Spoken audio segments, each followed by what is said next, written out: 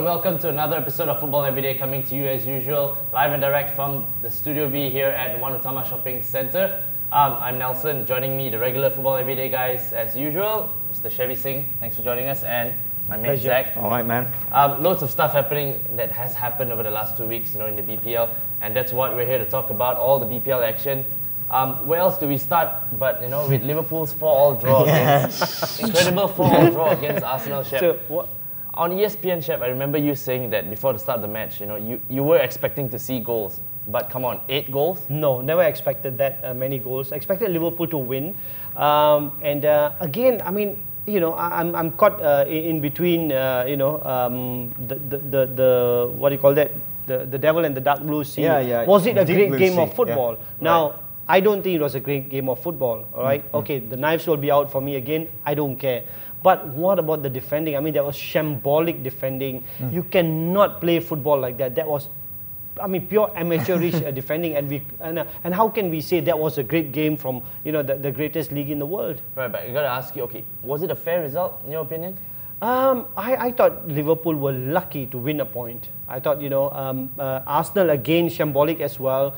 I've never seen an Arsenal team give away leads so many times. Yeah, and I mean, you score in the 90th minute and, Exactly. I mean, where is the level of professionalism? Where is the standard of the game, because it was down there. Right. It wasn't a top-notch, top-level kind of game where players are thinking, goals are difficult to come by. Right. I mean, we do see some high-scoring games, where you talk about the goals, you don't talk about the defending. Yeah, Zack, you were saying that, before the show, it's the second 8-goal thriller in a week, right? Thank God for comedy defending now, because, we've had like, in what space of 1 week, we've had 2 crackers, but I gotta say, Arshavin probably had the greatest bad game ever known to man, right? He really didn't do that much, except score 4 goals now. So, but I was going to get to that. I mean, what do you think of Andre Arshavin? I mean, incredible 4 goals. Well, I mean, you don't expect to lose a match. Great player. Four goals and an away game, right? Yeah, my question is, why didn't Arshavin start in the FA Cup semi-final? That's the question. Samir Only Nasri and Arsene Arshavin, Wenger. why? Yeah. Exactly. Yeah, only Arsene Wenger will know. But this lad, obviously, he's still got settling period to do, right, Shep? I mean, you can see he's not fully there, but when he gets to grips with the English game, he's going to be a great player. I think it's the individual qualities that you bring. I mean, I've always believed that highly talented individuals will make the difference when you have a competition as tight as this one. And Arshavin, I mean, he just stood up with his finishing. He's off the ball running. We expect more of him to be the creative force, but his finishing was top class. But Shebs, before we start blowing his trumpet too loudly, I mean, don't forget he had a quiet game. Exactly. Besides scoring the goals, I mean, we struggled to hear his name. So putting all that elements together, was it a great game of football? No. Okay. I mean, I did say, in my summary of the game, fans fantasy. And neutrals fantasy as well. Yeah, but manager's nightmare. Right. And sorry, I just want to add, Arshavin's really got to get a new celebration, because that shushing thing, it's old-fashioned. It's old hat, Right. Yeah. Bring back the Shearer. But Shep, I mean, looking at the bigger picture, is it over for Liverpool? Have they blown the title race? I mean, we all know United bounced back from their FA Cup defeat to Everton. FA Cup exit to Everton by beating Portsmouth 2-0, right?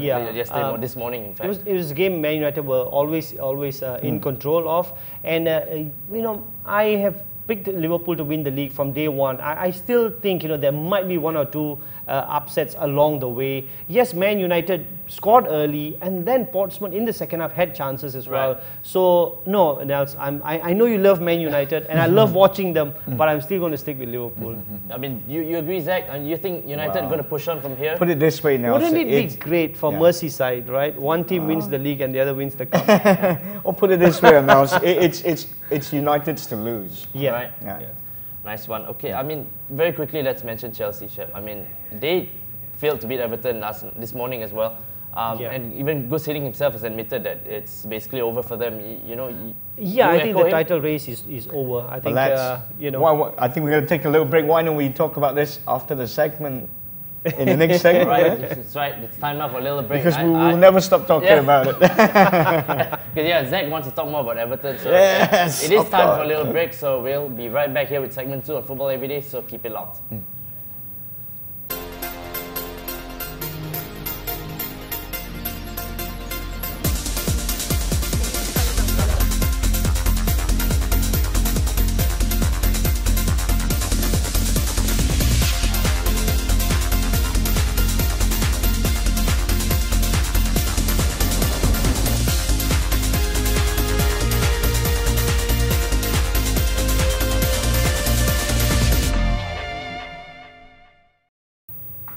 you're back with us here on Football Everyday from Studio V in One Utama.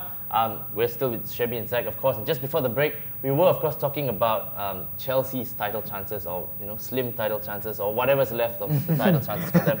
And Shebby, you want to round that I out? think they're gone. I think the title chance is gone, and Hiddink has more or less admitted to that. I've always felt that there's something lacking in this Chelsea team, and I thought against Everton, I didn't really watch the whole of the game, but the bits and pieces that I saw, I thought Everton defended extremely well. Everton had good chances. But when we talk about Everton, we've got to go to our man.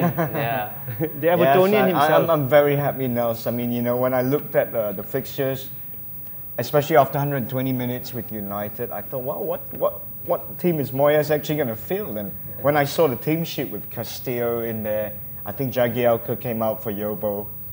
And I feared the worst, to be honest. But as the game panned out, I actually really did fancy it. We had 4 chances, could have even won it now. So I wish you had won it, but but as far as Chelsea is concerned, I have to echo Shebby there. I am slightly more warm towards Chelsea now, Shebs is. But I really think it wasn't so much this game. But if you look back, the game that they lost against Spurs, I think that was one of the more monumental results of the season for them. I think having lost that game, I think that's when they blew it. All right, but of late in this latest season of Football Everyday, right, we tend to take a break from all the football chat in segment 2. So we're going to do that now, and then since we're talking about Everton, right, we're going to go into candidates for actually, manager of the year. Right. Zack, I mean, I'm sure you're rooting for your man David Moyes. Yes, I mean, and a lot of people expect me to say that, but besides my love for Everton, I think Moyes has done an amazing job. In fact, he's been nothing short of being a miracle worker. Right. If you consider the terrible start to the season that we had, we couldn't win away. We couldn't win at home for like 2 months, I think, at the start of the season. Yeah. Near the bottom of the season. Trouble scoring as well. A very fraught summer with signings not being able to be made. Last minute signings and whatnot. I mean, the no striker since October. So you just have to deal with all that. The only problem is with the English mentality or the British mentality is until you don't win something, they will not give you due recognition. I mean, he's done a wonderful job, but I think if he lifts the FA Cup on the 30th of May, I think Moyes will win the Manager of the Year award. My personal choice is Gianfranco Zola. I mean, I did say when he was appointed, right, now this is a real test for a proper foreign manager to see whether he is good or not, because foreign managers come into the English game, they're given loads of money, and it's easy to buy success, more or less, or to complement, money and your development. But for Zola coming into a West Ham team that was falling like a stone, no star players really, but for him to have transformed the team, taken the players to the next level. I mean, Upson now, Matthew Upson is being spoken of as, Arsenal being interested in him again. Right.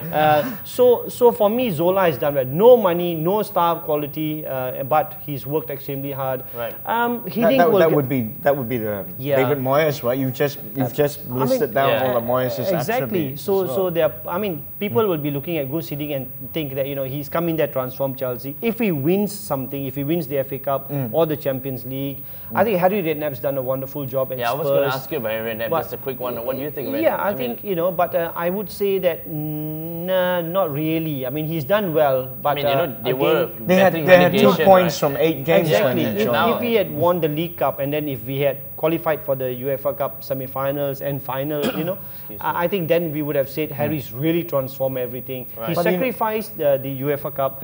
So I would say, well, he's done well, but no, not for Manager of the Year. Shebs, the difference between him and Zola is that he did have a chance to go out in January and strengthen. He did. With some quality. So he's done the right things. That's something, that's a luxury Zola and Moyes never had. And that is the thing. I mean, Harry being an Englishman, will be given more accolades than David Moyes, a Scot. Right. I mean, we look at the top ones, Sir Alex Ferguson, Rafa Benitez, Arsene Wenger. I think during the course of the season, each one of them has had a dodgy period or, has made wrong decisions. And so I would love to see somebody like David Moyes win it. But I think we all agree it's probably not going to be Ferguson, right? Because the quintuple is now gone. Thank God that word's out there. We can barely pronounce the word. Let's stop mentioning the word now. But it is time for yet another break here on Football Everyday. So don't go anywhere. We'll be right back with segment 3 here on the show. So keep it locked. Get The Star, Malaysia's leading English daily. Anytime, anywhere.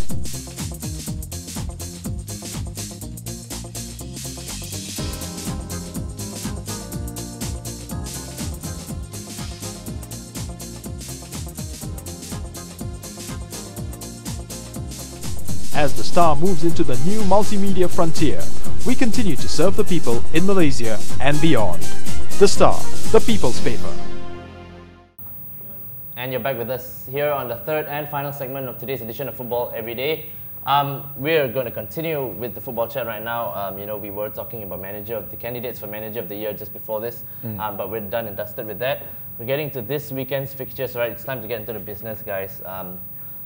Hull City versus Liverpool. Shebby, we've got to start with that because I think the key point here is that this game takes place before United play Spurs.